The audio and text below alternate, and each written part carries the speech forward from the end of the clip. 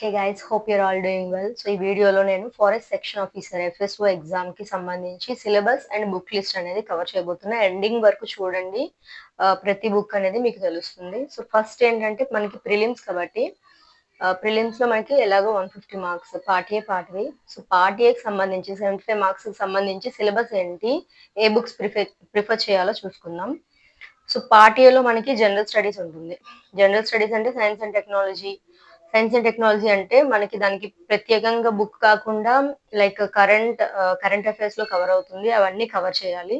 అలాగే current events of AP and India, అది కూడా కరెంట్ అఫైర్స్ లో. సో నేను environment and science and technology current affairs అయితే కవర్ చేస్తాను. మిగిలినవి అయితే మీరు ఖచ్చితంగా వేరే మ్యాగజైన్స్ ఏమైనా ప్రిఫర్ చేయాలి. Next Indian history and AP history కూడా ఉంటుంది.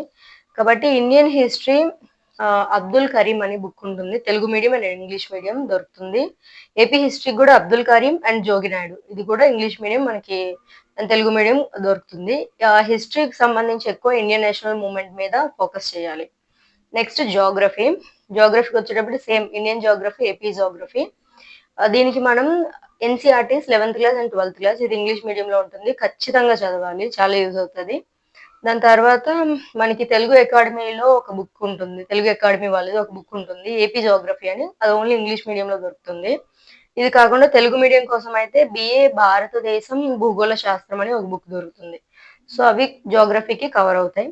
నెక్స్ట్ పాలిటీకి వచ్చేసరికి ఓన్లీ ఒకటే book, Laxmikanth, English medium Telugu medium దొరుకుతుంది, ఇది మోర్ దాన్ ఇనఫ్.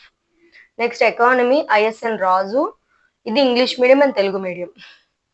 ఇది జనరల్ స్టడీస్ కి సంబంధించి. మనకి నెక్స్ట్ మెంటల్ ఎబిలిటీ ఉంటుంది. మెంటల్ ఎబిలిటీ అంటే లైక్ రీజనింగ్, ఇన్ఫరెన్సెస్, ఇది. సో అది ప్రాక్టీస్ చేసుకోవాలి. దానికి విజేత కాంపిటీషన్స్ బుక్స్ ప్రిఫర్ చేస్తే సరిపోతుంది ప్రాక్టీస్ కి. ఇవి కాకుండా మనకి సస్టైనబుల్ డెవలప్మెంట్, ఎన్వైరన్మెంటల్ ప్రొటెక్షన్ గురించి కొంచెం ఐడియా ఉండాలి.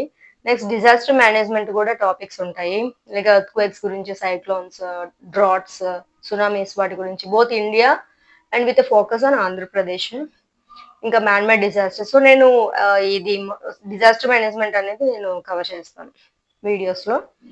నెక్స్ట్ మనకి మ్యాథమెటిక్స్ ఈ పార్ట్ ఏలోనే ఎస్ఎస్సి స్టాండర్డ్స్ కాబట్టి సో నో ప్రాబ్లం. 6th నుంచి 10th క్లాస్ వరకు మ్యాథ్స్ టెక్స్ట్ బుక్స్ ఫస్ట్ మొత్తం కవర్ చేయండి. టాపిక్స్ ఏంటంటే arithmetics, algebra, trigonometry, geometry, mensuration, statistics, very limited. కాబట్టి దీనికి ఏంటంటే ఎఫ్బిఓకి, ఏబిఓ ఎగ్జామ్ కి విజేత కాంపిటీషన్స్ వాళ్ళ దగ్గర ఒక బుక్ ఉంది. సో సిలబస్ ఏమీ మారలేదు, టాపిక్స్ మారలేదు, కాబట్టి ఎఫ్ఎస్ఓ ఎగ్జామ్ కూడా అదే యూజ్ అవుతుంది మ్యాథ్స్ కి ప్రిపేర్ అవ్వడానికి. విజేత కాంపిటీషన్స్ వాళ్ళది చూడండి, ఎఫ్బిఓ, ఏబిఓ ఎగ్జామ్ ఉంటుంది.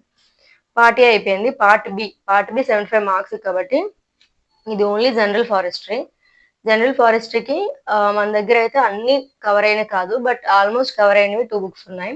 ఒకటి ఇండియన్ ఫారెస్ట్రీ బై మణికందన్, ఇంకోటి ఎన్వైరన్మెంట్ బై మంజునాథ్ తమ్మినిది, ఇది పిఎంఎఫ్ ఐఏఎస్ వాళ్ళది బుక్.